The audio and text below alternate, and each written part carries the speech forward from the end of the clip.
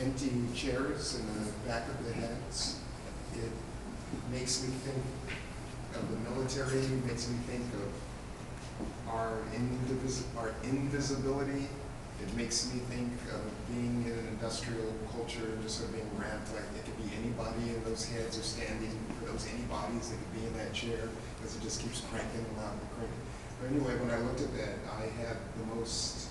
I pondered the most thoughts, because those empty chairs and these heads these bodiless heads, they just really made a nice dialogue with the two. And that was my best experience in here. And then for some reason, the back of her head, I don't know, there's something about holding someone's face that allows me to project more onto it. I become more involved because I fill in the blanks, I fill in the face, I fill in what she's thinking, what's happening.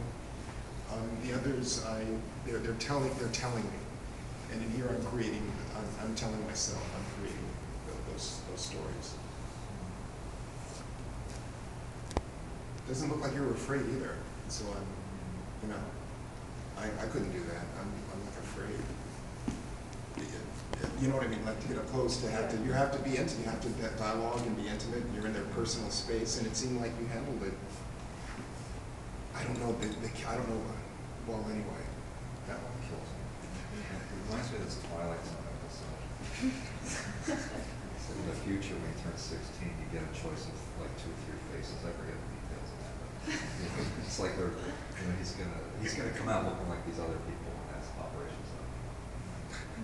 So that has, and I think the back of the girl is really interesting, because here you have this kind of anonymous but very obviously female observer on this really strange sort of male ritual conformity and sort of thing. I mean,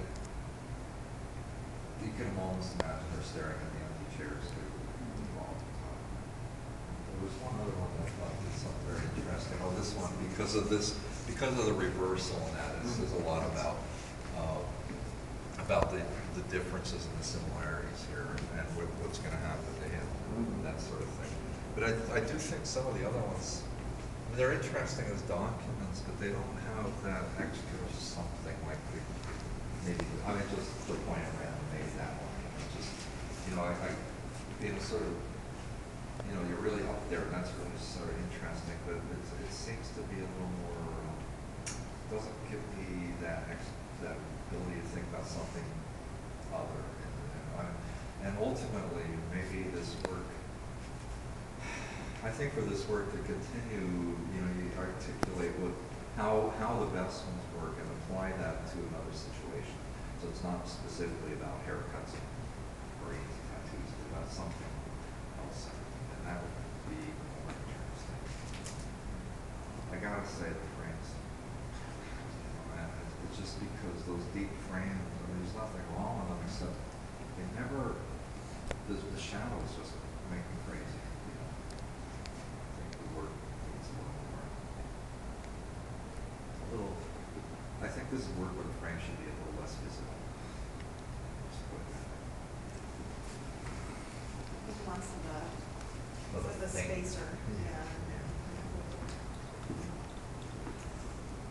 And you should get a discount for that one because it's super good.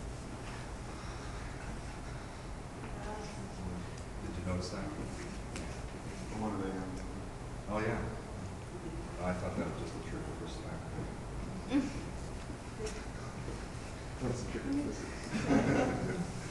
I think that is one of the interesting things that's here, is that some of them seem to have a very particular perspective or a way of leading us through the image, and sometimes we have that to them, and then some of the others really engage maybe more with a particular person within that particular space. And so I think that's something that's really good to think about, is think about what's the next sort of aspect of this that you want to look at.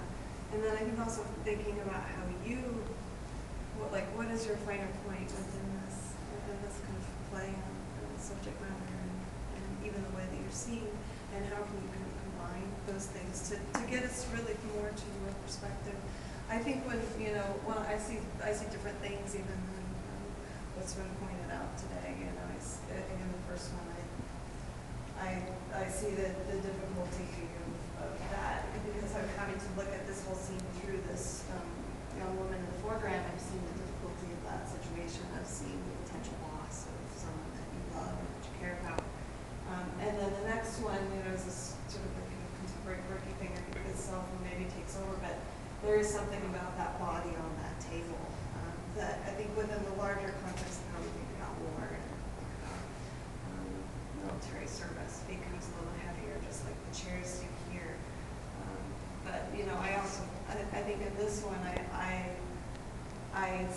see the difficulty, but maybe also I think some people feel a lot of comfort in really being part of something larger, and so I think that there's a complex thing going on in this picture between the kind of emptiness of those kind of same rigid chairs, and you also see another chair in the background that's sort of the same color, you know, it's a child's chair, and so I think through all of them, what I see are the people that surround these people, and trying to think about perhaps how you can visually locate us within that perspective more, which I believe is closer to what your own perspective is on this situation.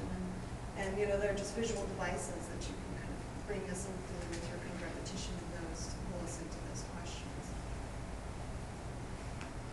You're starting to do that already. I think that's where the story comes from. Yeah. I echo pretty much, I think, what's being said. That's to refine and more clearly, specifically articulate what your vision is here. Simply going to these shops and taking, you know, good pictures isn't enough. And I think it's in your statement, you say what you're doing is to treat them as human beings as opposed to what the military does it sometimes. But I think that's a little too big. Actually, I think you need to sort of figure out, what does that really mean? Like, how could I not treat them like human beings? I mean, what does it mean? What did you really do to treat them like a human being? And actually, what we talk about now actually is most interesting when we kind of think of maybe the times when they're not human beings.